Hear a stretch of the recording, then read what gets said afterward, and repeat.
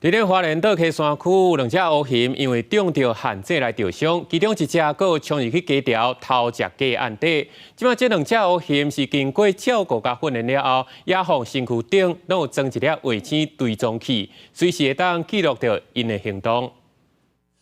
这只倒后卡已经记掉乌熊，都是去年7月受伤救援，11月野放山内4个月后，佫伫今年3月掉伫陷阱的熊工打鼓阿里，伊伫野湾救伤中心经过8个多月照顾，加野训了后状况良好。另外一只熊工是今年伫倒溪乡石边部落，食400多只鸡仔的阿里曼西肯，专家评估这两只拢会当野放。 为什么我们选在这个时间放？是因为熊在这个时间它有渡冬的行为，所以它反而是会走到偏离部落、进到深山的地方去冬眠。它们在这个时间的体重刚好就是可以渡冬的那个体型跟体重。 暗过乌熊放登去山内，嘛互部分部落族人提出疑问，包括唔敢去农地工作，也有是毋是会当刷去其他所在野放顶。林保署特别召开说明会，讲已经对乌熊做负面的制约，嘛增设卫星发布器监视行踪。给它负面制约，就是希望它不会再滋扰。